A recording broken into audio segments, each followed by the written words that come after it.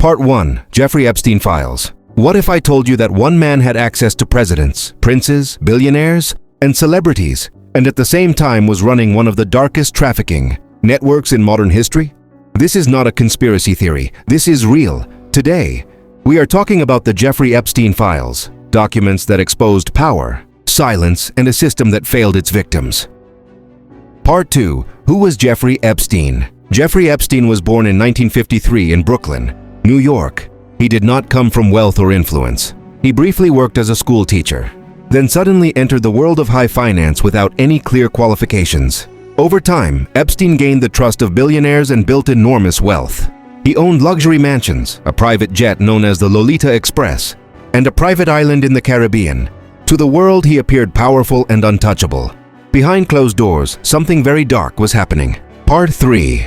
The first victims and the failed justice system. In the early 2000s, underage girls came forward accusing Epstein of sexual abuse. Their stories were disturbingly similar: grooming, manipulation, and exploitation. Investigators found dozens of victims and strong evidence. Yet Epstein received a secret plea deal.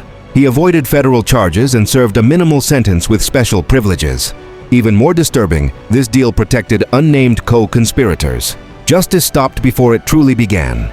Part 4. What are the Jeffrey Epstein Files? The Jeffrey Epstein Files include court records, sworn testimonies, flight logs, emails, and depositions made public through civil lawsuits and investigations.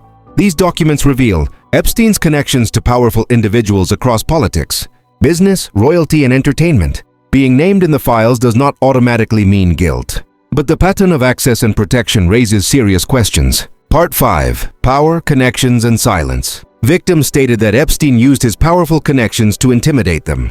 Many believed no one would listen because of who he knew. Power became his shield. Silence became the victim's prison.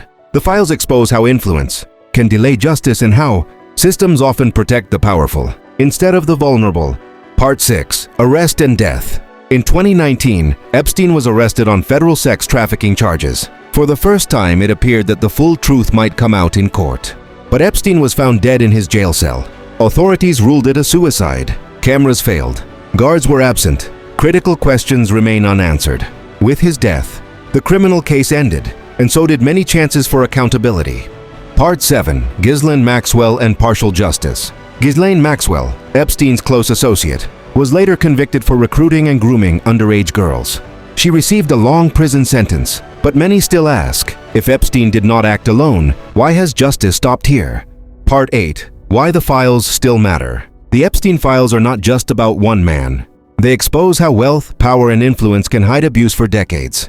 They remind us that victims were ignored, silenced, and disbelieved, while the powerful remained protected. Part 9. Conclusion. Jeffrey Epstein is dead, but the truth is not. The files show that silence enables abuse and unchecked power destroys lives. The real question is not who Jeffrey Epstein was.